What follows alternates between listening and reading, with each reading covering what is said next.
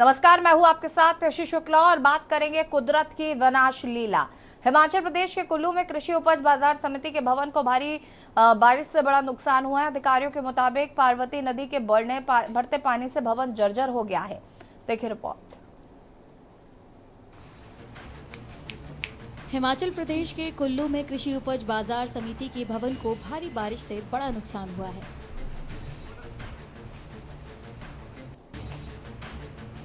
अधिकारियों के मुताबिक पार्वती नदी के बढ़ते पानी से भवन जर्जर हो गया है। परसों शाम को जो है यहाँ पर बादल फटा और कुछ एक डैम का हिस्सा लीकेज कर गया। उस कारण जो है बहुत ज्यादा पानी जो है जल स्तर इस खड्ड में आया, जिससे जो हमारा जो लगभग 7 करोड़ का नुकसान जो हमारी एपीएमसी मंडी का जो यहाँ पर शाट मंडी है यहाँ पर हुआ है। यहाँ एक बहुत बड़ी बिल्डिंग थी हमारी जो 3 करोड़ 3.25 करोड़ से बनी थी। साथ में एक ट्रांसफार्मर था, वो भी चले गया। और जो बिल्डिंग यहाँ बची है ये भी जो है खतरे से खाली नहीं है। लोगों का कहना है कि पिछले साल चेतावनी के बावजूद प्रशासन इमारत की सुरक्षा के लिए जरूरी कदम उठाने में नाकाम रहा। लास्ट ईयर जो बाढ़ आई थी उसमें इस बिल्डिंग की नींव तक पानी पहुंच चुका था, तो उसको देखते हुए हमने शासन प्रशासन से सबसे मांग की कि भाई इसकी प्रोटेक्शन बार जो उसको लगाएं ताकि बिल्डिंग जो वो सेफ हो सके, लेकिन किसी ने नहीं सुना। वो पहाड़ी राज्य में हुई बारिश से संपत्ति को काफी नुकसान हुआ है। साथ ही कई सड़कें धंस गई और पुल भी बह गए हैं।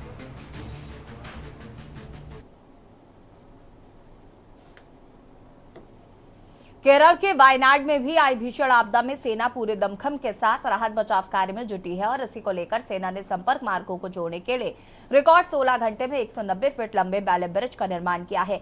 और इस बैली ब्रिज का निर्माण भारतीय सेना के Madras engineering group and centre ने किया।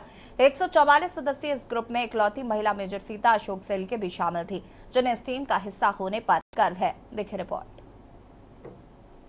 केरल के वायनाड में आई भीषण आपदा में सेना पूरे दमखम के साथ राहत बचाव कार्य में जुटी है और इसी को लेकर सेना ने संपर्क मार्गों को जोड़ने के लिए रिकॉर्ड 16 घंटे में 190 फीट लंबे बैली ब्रिज का निर्माण किया है।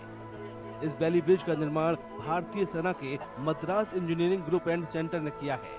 144 सदस्यीय इस ग्रुप में इकलौती महिला मेजर सीता अशोक सेल के भी शामिल थी, जिन्हें इस टीम का हिस्सा होने पर गर्व है। I don't consider myself as a only woman. I'm a soldier. I'm here as a representative of Indian Army. So I take immense pride to be a part of this launching team.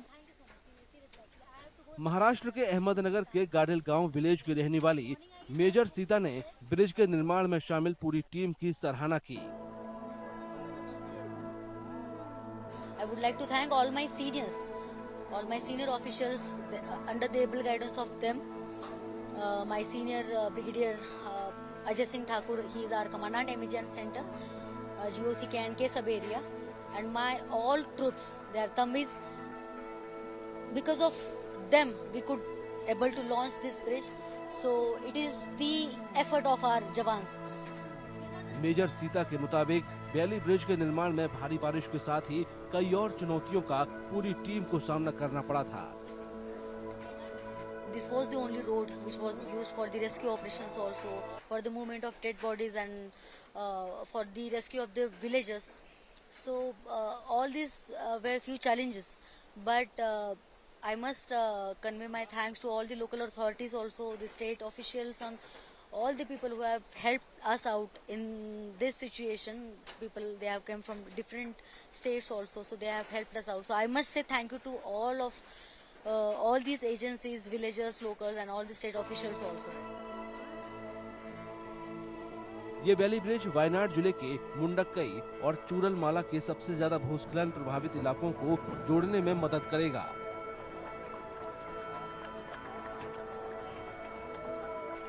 ये bridge इरुवा झुंझिया पुझा नदी पर बनाया गया है।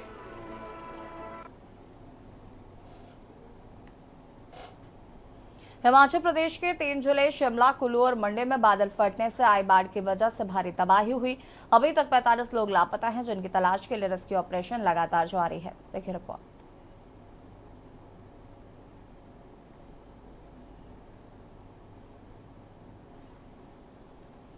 फिलहाल ये live तस्वीरें आपको हम दिखा रहे हैं हिमाचल प्रदेश की, जहां पर रेस्क्यू लगातार जारी है। हिमाचल प्रदेश शिमला, कुल्लू और मंडी में बादल फटने से आई बाढ़ की वजह से भारी तबाही हुई है। अभी तक 45 लोग लापता हैं, जिनकी तलाश के लिए रेस्क्यू ऑपरेशन लगातार जारी है।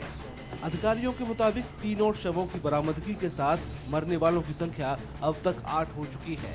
सबसे ज्यादा तबाही कुल्लू जिले के निरमंड, सेंच और मलाड़ा, शिमला जिले के रामपुर और मंडी के पधर इलाके में हुई है। यहाँ अचानक आई बाढ़ में कई घर और रास्ते बह गए।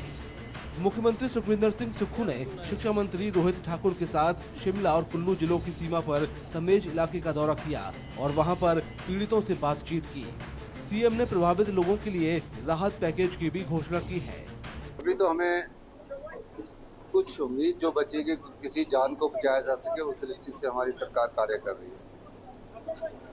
अभी फौरी राहत के तौर पर गांव में रहने वाले जो भी परिवार बेघर हो गए हैं, 5,000 रुपया महीने का किराया आने वाले समय अगले 3 महीने तक सरकार देगी।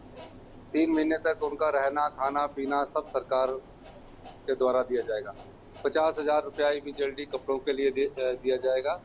जब तक कि आपदा राहत पैकेज की घोषणा नहीं होती है, तब तक अब ये 24 घंटे के भीतर उनको उपलब्ध करवा दिया जाएगा। कुल्लू जिले के मणिकरण इलाके में मलाड़ा सेकेंड पावर प्रोजेक्ट की साइट पर फंसे अब तक 33 लोगों को बचाया गया है। इनमें 29 लोगों को गुरुवार रात को और 4 लोगों को शुक्रवार सुबह बचाया गया। एनडीआरएफ के अधिकारियों के मुताबिक बारिश की वजह से टनल की दीवार और रास्ता टूट गया था और बैराज में पानी घुस गया था। हालांकि एनडीआरएफ और होमगार्ड की टीमें लोगों को बचाने में कामयाब रही। विद द हेल्प ऑफ जो हमारे पास रोप थ्रो गन है, उससे जो है हमने थ्रो किया, उनके पास जो है अप्रोच बनाई। देन हमारे जो रेस्क्यूअर है उनको हमने पार भेजा। उस पार भेज के जो है सेफली उनको हार्नेस और कैराबिनर्स पुल्ली का इस्तेमाल करते हुए सेफली जो है मिले देते जो है हमने चारों को सेफली जो है रेस्क्यू करके जो है पुलिस और होमगार्ड के हैंड ओवर किया है। पिछले कल तो 29 लोगों को निकाला गया है। आज जो 4 लोग जो क्रिटिकल कंडीशन में थे, टनल के अंदर थे, वो जो फंसे हुए थे, वो ऐसी सिचुएशन पर थी, बीच में दरिया थी और वो उनको जाने आने के लिए कोई भी रास्ता नहीं था। तो उनको निकालने के लिए आज हिमाचल होमगार्ड की टीम और उसके बाद एनडीआरएफ की टीम स्पेशल पिछले कल से यहाँ पर डिप्लॉयड थी और उसके बाद अभिमास की भी टीम आई थी यहाँ, और लोकल जितनी भी रेस्क्यू टीमें हैं सब ने मिलकर जो है इस जो हमारा रेस्क्यू ऑपरेशन है इसको अमली जामा पहुंचाया। रेस्क्यू किए गए लोगों ने बचाव दल और प्रशासन को धन्यवाद दिया है। 31 तारीख की शाम को फंसे हुए हैं और देर रात 3 बजे से फंसे हैं और मैं बहुत बहुत धन्यवाद करूंगा एनडीआरएफ टीम का और पूरे प्रशासन का। हम अच्छे से सही सलामत है। कोई नहीं, एक दिन ही फंसे थे हम, दूसरे दिन हमें रेस्क्यू कर लिया गया। नहीं, कोई परेशानी नहीं थी हमें, सब मैनेजमेंट हमारे साथ थी, एडमिनिस्ट्रेशन हमारे साथ था। सबसे ज्यादा नुकसान शिमला जिले के रामपुर सब डिवीजन के समेज इलाके में हुआ है, क्योंकि बुधवार रात श्रीखंड महादेव मार्ग के पास बादल फटने से सरपारा, गानवी और कुरवन नालों में अचानक बाढ़ आ गई थी। बादल फटने से शिमला और कुल्लू दोनों जिले प्रभावित हुए हैं। अधिकारियों के मुताबिक राज्य में बादल फटने से 30 से ज्यादा घर, 6 दुकानें बह चुकी हैं। साथ ही कई पुल और सड़कें बहने से संपर्क मार्ग भी टूट गया है। राज्य के इमरजेंसी ऑपरेशनल सेंटर के मुताबिक 27 जून को मानसून की शुरुआत के बाद से अब तक बारिश से संबंधित घटनाओं में 73 लोगों की मौत हो चुकी है और राज्य को 649 करोड़ रुपए का आर्थिक नुकसान भी हुआ है।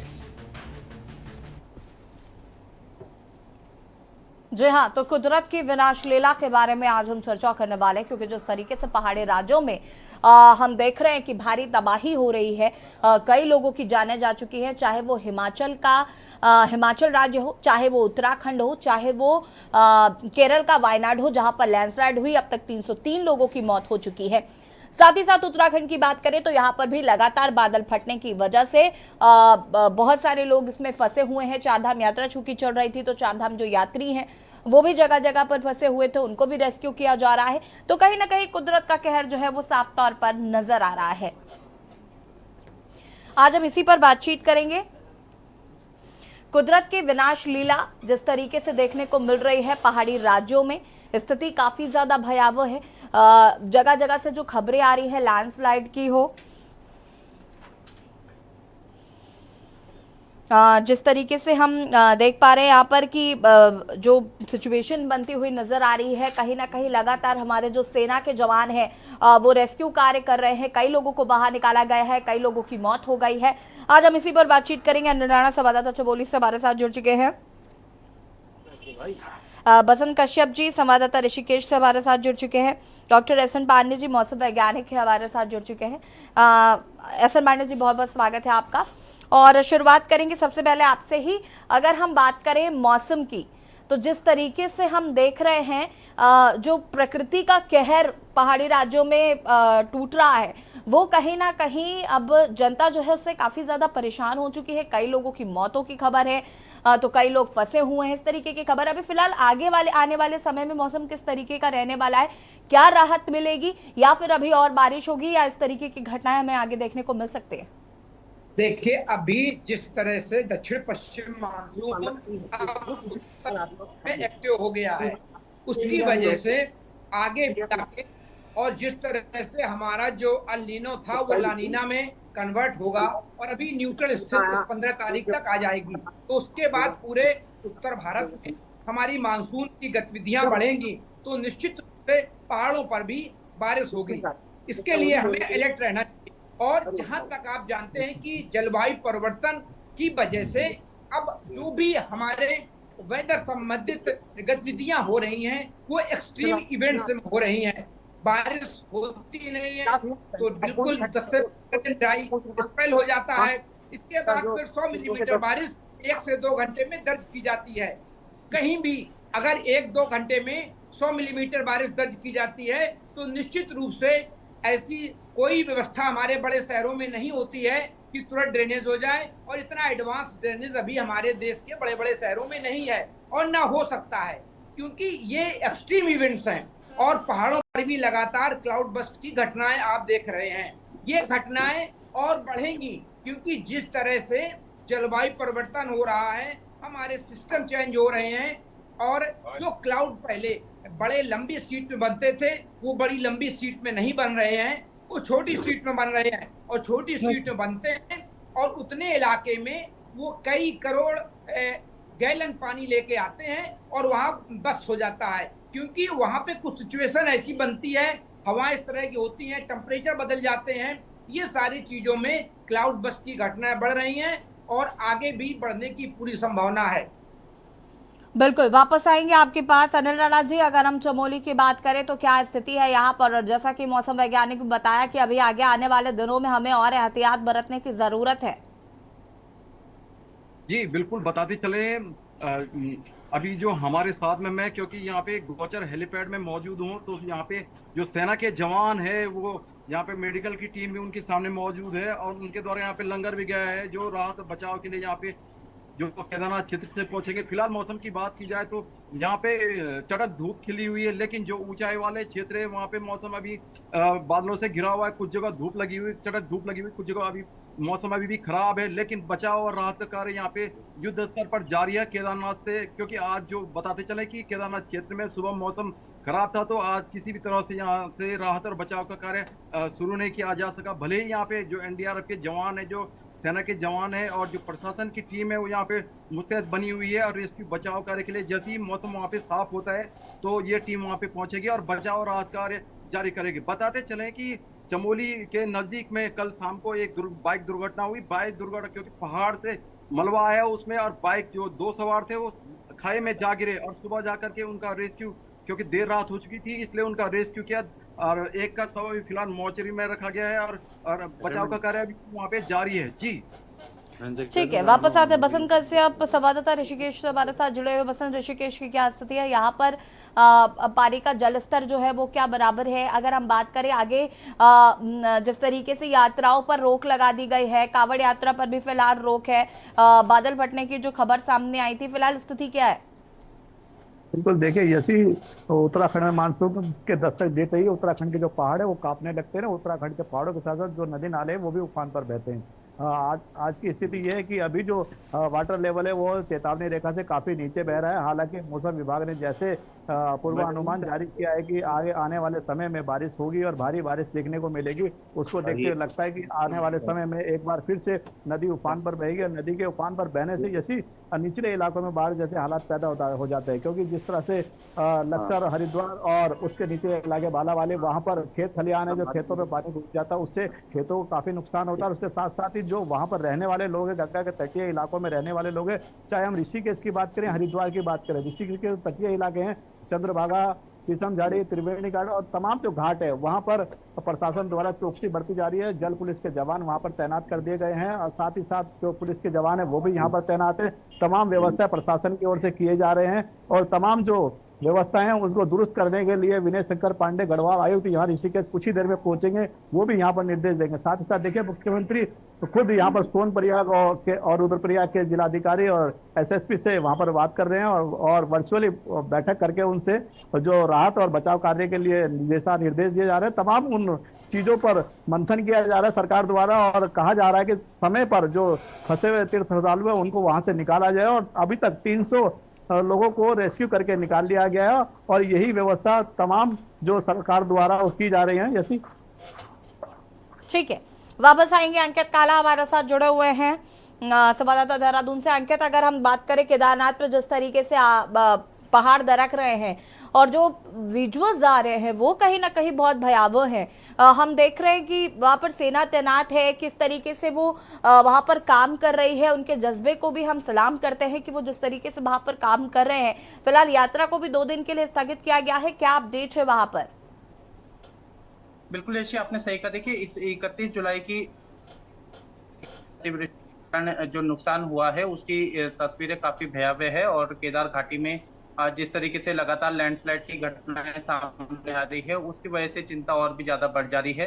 दूसरी चिंता की बात यह है कि लगातार जो वर्षा हो रही है उसकी वजह से भी जो रेस्क्यू ऑपरेशन है उसमें बाधा उत्पन्न हो रही है। कल भी एयरफोर्स की तरफ से जो चिनूक जो हम हेलीकॉप्टर लाया गया था उसको हम उड़ान नहीं भर पाए क्योंकि लगातार मौसम खराब था। इसके अलावा MI-17 भी वहां पर लगाया गया है। लेकिन जिस तरीके से मौसम लगातार चुनौती दे रहा है इसकी वजह से रेस्क्यू ऑपरेशन भी लगातार बाधित हो रहा है। फिलहाल अभी इस समय रेस्क्यू ऑपरेशन गतिमान है। पैदल मार्ग की बात करें चाहे हवाई मार्ग की बात करें तो सभी रास्तों से जो है जो तमाम जो श्रद्धालु फंसे हुए हैं, यात्री फंसे हुए हैं, उनको निकालने का प्रयास किया जा रहा है। अब तक सरकार की तरफ से 5,500 से अधिक लोगों को निकाला जा चुका है और अभी भी हजारों हजार लोग जो हैं वो जगह जगह रास्तों में फंसे हुए हैं यशी, जिनको निकालने का प्रयास किया जा रहा है। आज सुबह ही मुख्यमंत्री पुष्कर सिंह धामी ने रुद्रप्रयाग के जिलाधिकारी और एसएसपी से वस्तु स्थिति की जानकारी प्राप्त करी है। मुख्यमंत्री ने अधिकारियों को ये दिशा निर्देश दिए हैं कि किसी प्रकार की श्रद्धालु को दिक्कतें ना हो, जो भी यात्री फंसे हुए हैं उनसे संपर्क किया जाए। इसके अलावा हेल्पलाइन नंबर भी जारी किया गया है कि किसी के भी परिजन अगर कोई सूचना जानना चाहते हैं अपने परिजनों के लिए तो वो हेल्पलाइन नंबर पर भी कॉल कर सकते हैं। इसके अलावा खाद्यान्न की किसी प्रकार की दिक्कत न हो तो इसके भी निर्देश दिए गए हैं। इसके अलावा जो SDRF, NDRF और तमाम जो हमारी रेस्क्यू टीमें हैं वो लगातार रेस्क्यू ऑपरेशन कर रही है। लेकिन फिलहाल अगर हम आने वाले समय की बात करें यशी, तो मौसम विभाग ने प्रदेश के अधिकांश जनपदों में भारी से बहुत भारी बारिश का रेड अलर्ट भी जारी किया गया है। ये एक चिंता की बात जरूर है और लगातार जो मौसम खराब हो रहा है, जो मौसम में रुकावट पैदा कर रही है। ठीक है अंकित, वापस आएंगे आपके पास और चर्चा को आगे बढ़ाएंगे और बता दें आपको कि जिस तरीके से कुदरत की विनाश लीला जारी है, कुदरत का कहर जो है वो साफ तौर पर नजर आ रहा है। स्थिति काफी भयावह नजर आ रही है। हालांकि मौसम वैज्ञानिक का साफ तौर पर यह कहना है कि अभी आगे आने वाले समय में भी ऐसी स्थिति रह सकती है। बात कर रहे हैं कुदरत की विनाश लीला और मेहमान लगातार हमारे साथ बने हुए डॉक्टर एहसन पांडे जी का रुख कर लेते हैं। एहसन पांडे जी, जैसा कि आपने बताया कि अभी आने वाले समय में मौसम ऐसे ही खराब रहने वाला है, लेकिन इसके पीछे की बड़ी वजह क्या आप मानते हैं?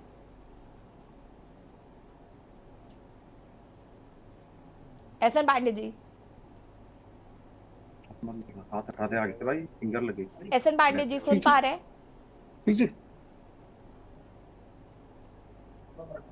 एहसन पांडे जी तक आवाज पहुंच पा रही है क्या? जी आ रही है जी। एहसन पांडे जी, क्या मानते हैं ये जो कुदरत का कहर बरप रहा है इसके पीछे बड़ी वजह क्या समझते हैं आप? देखिए, जिस तरह से क्लाइमेट चेंज हो रहा है वो कोई हमारे भारत देश की बात नहीं है, पूरी दुनिया में क्लाइमेट चेंज हो रहा है और उसकी वजह से अब वेदर के एक्सट्रीम इवेंट्स होने लगे हैं। चरम घटनाएं लगातार देखी जा रही हैं पूरी दुनिया में, कहीं सूखा पड़ रहा है, कहीं बाढ़ आ रही है, कहीं क्लाउड बस्ट हो रहे हैं और लगातार पूरी दुनिया के वैज्ञानिक हमको आगाह कर रहे हैं कि आगे आने वाली स्थितियां और विकराल होंगी। इन पे प्रधानमंत्री जी ने हमारे अब इस साल जो हमारा डिजास्टर मैनेजमेंट है उस पर करीब 2000 करोड़ रुपए से ज्यादा दिया है, जिससे हम पहले आपको सूचना दे पाएंगे। हमारा जो भारत मौसम विज्ञान है वो आपको जल्दी इस तरह की सूचना देगा कि यहाँ पे ज्यादा बारिश हो सकती है, अगले 24 घंटे में यहाँ क्लाउड बस्ट हो सकता है। इस तरह की अलार्मिंग वाली सिचुएशन हम देने के प्रयास कर रही है सरकारें हमारी और वैज्ञानिक भी। लेकिन जो सबसे बड़ी बात है, क्लाइमेट चेंज का जो दंश है उसको हमें इंडिविजुअली रूप से इस पे काम करना होगा। हमें लगातार जिस तरह से हम हजारों गाड़ियों का प्रयोग कर रहे हैं, जिसकी वजह से लगातार हमारी पृथ्वी गर्म हो रही है, ग्रीन हाउस गैसेज बढ़ रही हैं जो हमारी पृथ्वी को गर्म कर रही हैं। हम आपको एक बात बताना चाहेंगे कि जो ग्रीन हाउस गैसेज होती हैं, जब वो वातावरण में एक मात्रा में होती हैं तो वो पृथ्वी पे हमारे रहने लायक तापमान मेंटेन करती हैं और पृथ्वी को रहने लायक बनाती हैं। लेकिन जब ये ग्रीन हाउस गैसेज बढ़ जाती हैं, जिनमें हमारा कार्बन है, हमारी सारी गैसेज हैं, जो भी, चाहे वो पेट्रोल जला रहे हो, डीजल जला रहे हो या हम कोई भी फ्यूल जला रहे हो, जो भी चीजें हैं, चाहे हम बड़ी बड़ी इंडस्ट्री चला रहे हो, चाहे बड़े बड़े प्रोजेक्ट बना रहे हो। इतनी है कि हम बहुत ज्यादा अभी एडवांस नहीं है, लेकिन अगर हम धीरे धीरे इस पर काम करेंगे तो आगे आने वाले समय में हम ऐसी स्थितियों से, परिस्थितियों से पहले प्रिपेयर कर सकते हैं खुद को। बिल्कुल, हमें इसके लिए तैयारी करनी है। इंडिविजुअली रूप से हमें क्लाइमेट चेंज पे अपना एक कल्चर बनाना है, हमें प्लांट लगाने हैं, हमें लगातार गाड़ियां हटानी है, एयर कंडीशन बंद करने पड़ेंगे। इसके साथ ही हम जो पेड़ लगाते हैं उनका सुरक्षा नहीं करते हैं, ये पर्सनली रूप से हर आदमी करना पड़ेगा। अपने जन्मदिन पर वो पेड़ लगाएं और जो एक सही बात है, ग्रीन हाउस गैसेज का उत्सर्जन कम करना पड़े, जीरो उत्सर्जन हो, जिस पे सरकारें भी काम कर रही हैं और हमारे प्रधानमंत्री इस पे बहुत ज्यादा काम कर रहे हैं। वो लगातार इस बात को जोर दे रहे हैं कि हमें ग्रीन हाउस गैसेज के उत्पादन पे जो ज्यादा ये बढ़ रही हैं उन पे रोक लगानी है, तभी पृथ्वी को हम सुरक्षित रख पाएंगे और पृथ्वी रहने लायक बनेगी। क्योंकि ये घटनाएं लगातार बढ़ रही हैं और जो हमारे ठीक है, दक्षिण पश्चिम मानसून होता था। पांडे जी वापस आएंगे आपके पास। अनिल राणा जी, अगर हम बात करें अभी फिलहाल क्या अपडेट मिल पा रहा है, ताजा अपडेट क्या है? जिस तरीके से आपने खुद बताया कि एसडीआरएफ के जो जवान हैं जो वहां पर लगातार रेस्क्यू कर रहे हैं, मलबा हटाने की भी कोशिश की जा रही है, फिलहाल ताजा अपडेट की बात करें तो क्या है, कम शब्दों में फटाफट बताइएगा।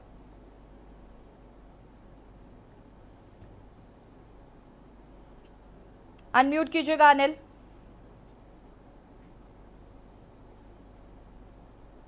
अनम्यूट कीजिए अनिल। अनिल राणा जी, आपको आवाज आ रही है? अनम्यूट कीजिए, आपकी आवाज नहीं आ पा रही है हम तक।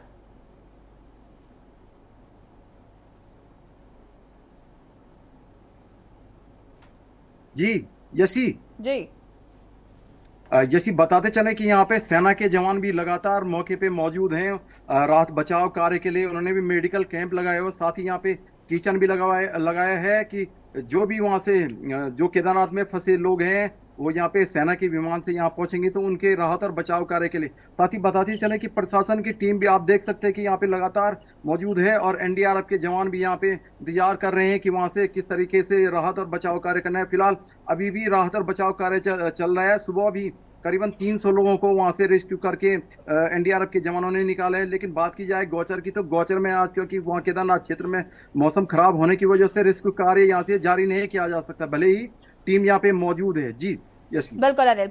बसंत कश्यप हमारे साथ ऋषिकेश से जुड़े हुए। बसंत, ऋषिकेश की अगर हम बात करें तो क्या कुछ अपडेट है? हम साफ तौर पर देख पा रहे हैं एनडीआरएफ एसडीआरएफ के जो जवान है वो अपनी जान हथेली पर लेकर किस तरीके से रेस्क्यू कर रहे हैं। बिल्कुल, देखिए जैसे चारधाम यात्रा को रोक दिया गया है, मैं ट्रांजिट कैंप में मौजूद हूँ जहाँ पर यात्री को यहाँ पर रखा गया, रजिस्ट्रेशन बंद कर दिए गए हैं क्योंकि व्यवस्था मिल रही है उनको पूरी, किसी तरीके की कोई परेशानी तो नहीं हो रही?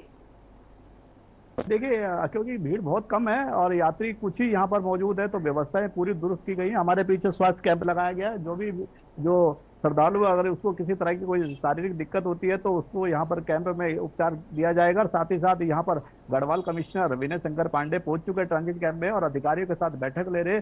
कुछ ही समय बाद यहाँ पर जो तमाम अधिकारी है वो यहाँ पर आकर के अपनी बात को रखेंगे और किस तरह से ऋषिकेश के हालात है उसकी समीक्षा बैठक होगी और उसके बाद तमाम जो दिशा निर्देश है अधिकारियों को वो दिए जाएंगे। अभी कुछ ही समय पहले गढ़वाल कमिश्नर विनय शंकर पांडे यहाँ पहुंच चुके हैं और अधिकारियों की बैठक चल रही है। यस, ठीक है, शुक्रिया आपका बसंत तमाम जानकारी साझा करने के लिए। अनिल आपका भी बहुत बहुत शुक्रिया। एहसन पांडे जी आपका भी बहुत बहुत शुक्रिया जुड़ने के लिए।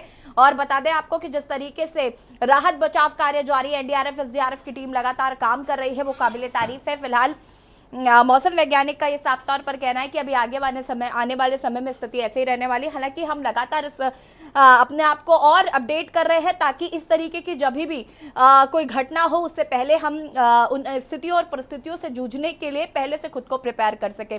खास पेशकश में फिलहाल इतना ही। देखते रहिए के न्यूज़ इंडिया नमस्कार।